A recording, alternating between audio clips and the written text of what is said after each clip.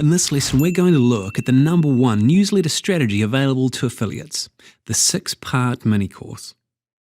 A 6-part mini course is essentially just 6 newsletters packed with as much value as you can possibly give. It's a strategy we've found to be highly effective, and we use it for many of our own products. What we've discovered is that we get more subscribers when we call our newsletter a 6-part mini course rather than just a newsletter. The reason for this is that a course sounds much more interesting and much more valuable than just a newsletter. We've all signed up to newsletters that turn out to be dull and uninspiring. On the other hand, a 6-part mini course sounds manageable and effective. As we've talked about in other contexts, people love to read a number because it gives them certainty. It's very important that the 6-part course contains your best quality work. This is an extremely important stage for gaining the loyalty of your subscribers.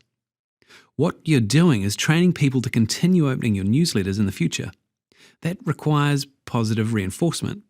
If people are consistently rewarded for opening your emails by learning something new and valuable, then they'll quickly learn that reading them is a positive experience and one that they want to keep doing.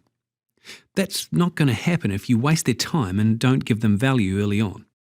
You can promote your affiliate program within your 6-part course, but it should be a soft approach. Leave the hard sell until day 7. At this point, subscribers will be so impressed by the free content they've received so far, they'll be willing to take your recommendation seriously. If you're able to throw in a bonus with the promotion, then that's even better. For example, if you're promoting a dog training book, you might be able to find some private label rights dog training articles that you could turn into a book. This is a great way of sweetening the deal and getting even more sales, but it's not essential. Following the hard sell on day 7, you can start to send out your regular newsletters every 3 days. You can alternate between instructional newsletters and the question and answer style. Every 7th newsletter should be a hard sell and be sent out the day after a regular newsletter. We've done a lot of testing and found that an email 2 or 3 times a week is optimal. It might seem like a lot, but you've got to remember that people don't open every email they receive. Out of every 5 emails you send, they might only open 2. And time for today's lesson summary. In this lesson, you've learned the best way to structure your email marketing. To recap, to start with, you send your subscribers your 6-part mini course. The day after they finish the mini course, day 7, you send out a hard sell promoting your affiliate product.